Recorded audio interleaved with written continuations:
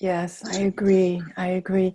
Would you be so kind and just repeat the name of in the old Egyptian religion or language, the Anahata is in Sanskrit, the heart chakra. What is it Mhm. called in old Egyptian? Chakra, the word is Arushat. Arushat. Mhm. Arushat. I like the way that sounds. And Yes. do each of the chakras also have a specific name? Um, yes, yes, they do. But I always use You I just use the always word use chakra, the Arushat.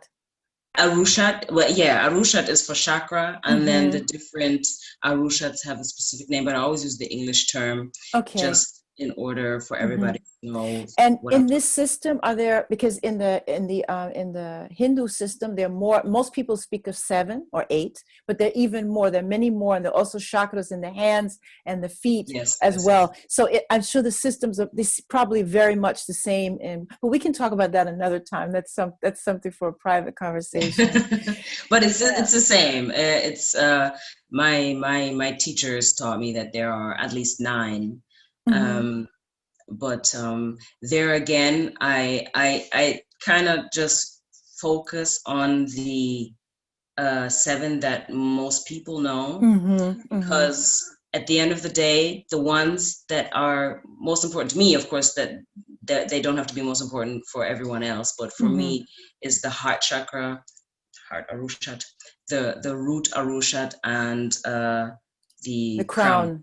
Mm-hmm. The crown, the root Yes, and the crown. Mm-hmm. yes. Okay. Mm-hmm. Because especially also the feminine body um, has a strong connection to the earth, Mm. and we receive our energy from the earth, and we have a strong exchange with the earth all the Mm-hmm. time. So Mm-hmm. um, walking barefoot, for example, is a very good way to connect all the time. And with Mm-hmm. the root Arushat, you can, constantly, if you just ground yourself and be aware what you want to receive and what you want to Mm-hmm. let go, and then just visualize how the earth transforms everything you Mm-hmm. let go Mm-hmm. back into, love.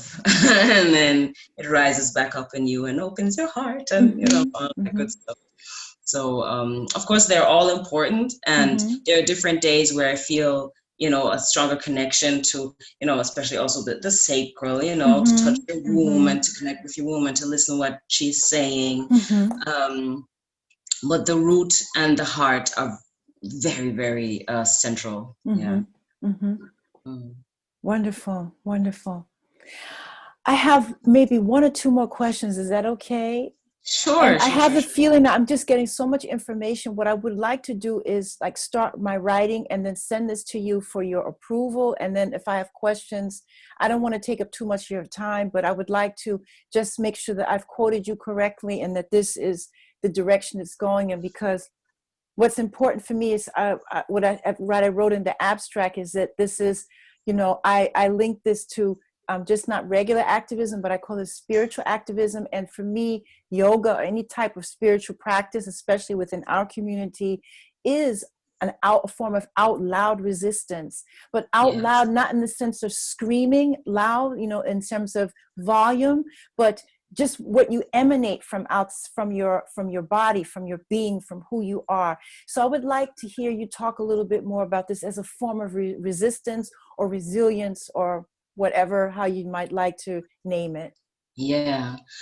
I mean, for me, it really allows me to let go of what's going on in the world, and Mm-hmm. I don't really, um, I'm not so bothered.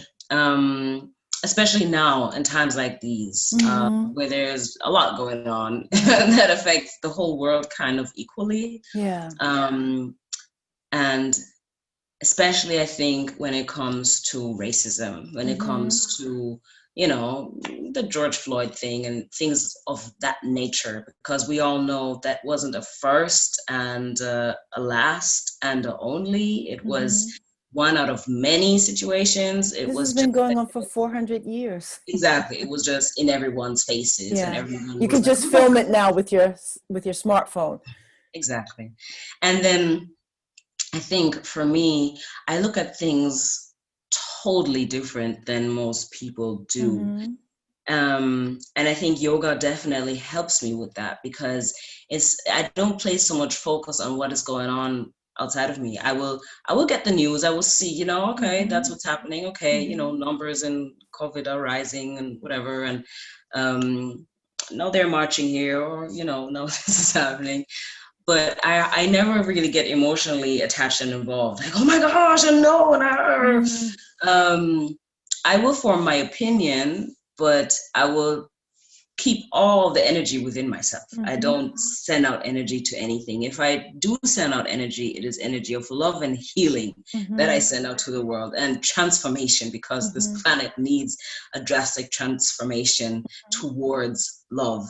And I Mm-hmm. know that sounds so cliche, but the reason is, like, the other weird thing is, why does that sound cliche? That is what it is. Like, a Mm-hmm. lot of people don't really understand what love really is. Mm-hmm. So we have to come to our own understanding and journey within and see what love really is, the power that love really has, that love is really the magic that we're always talking about. Like, once Mm-hmm. you see your connection to everything, you realize you don't have to focus on everything, because everything is inside of you. Mm-hmm. So once you've really not intellectually understood it, but really felt this connection of everything inside of you, then you don't have to be so concerned, because then you also realize the power you have to change everything that is going on around you with your thoughts, with your Mm-hmm. emotions.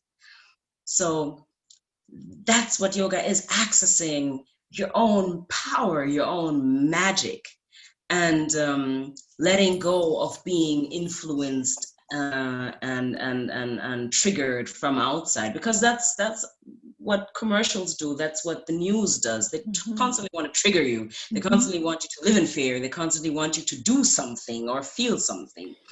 And my advice is to just let go of it. Don't watch it. Or if you feel like you have to, or you need to, or you want to, don't get so triggered by it. Know that they're also people doing their job, getting paid to say certain things. Just disconnect from these things. At the same time,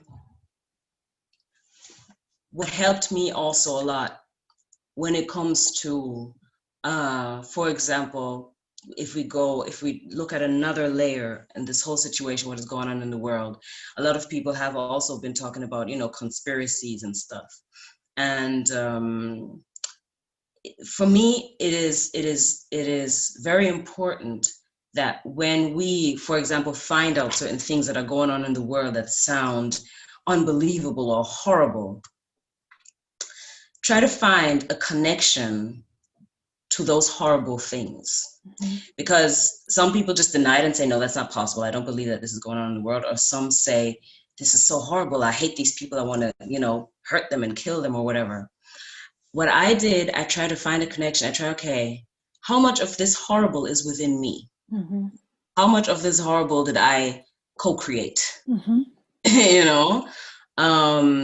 Why has this been going on or not? Who knows? Without me knowing, and how could I allow it to go on? And when have I ever been really cruel and horrible to someone? Mm-hmm. Is really every encounter that I made, like, if you would ask every person who met me, would they say positive things about me? Like, instead of judging other people for doing really horrible things, of course it's important to define them as horrible, but I find it important to really see your part in it as well. So that is just a totally different approach when it comes to everything that is going on in the world. It is important to see, okay, what is right, what is wrong. We have to have some kind of judgment in what we want to see more and what we want to see less. At the same time, instead of pointing the finger all the time, we have to really see how do we contribute to it. Also with racism, Black people, are we always kind to each other? Mm-hmm. Do we support Black businesses? Do we promote Black love? Mm-hmm. Do we love Black children and help them flourish? Instead of always looking at white people, how they treat us. Mm-hmm. If we don't do that first, nobody else is going to do that. Mm-hmm. So Yeah. Wonderful. Yeah. Is there anything you'd like to add to this right now? This, because I definitely will come back to you. I have some other things going on, but I just want to kind of like digest all of this that you said just now, and then maybe contact you via mail or WhatsApp or whatever. Is there anything you'd like to like kind of like conclusively add to this conversation that we've had this far?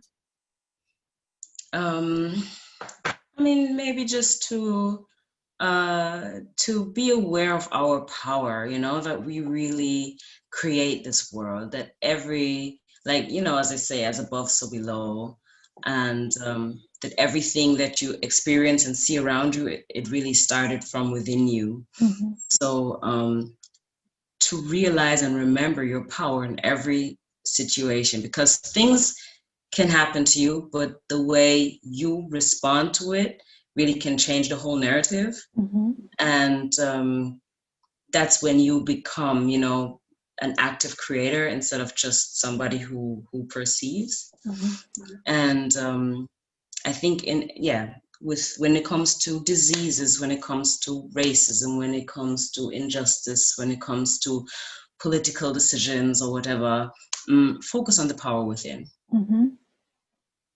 Yeah, I think that's it. I would like everyone to know that. Okay. Wonderful. I'm going to stop the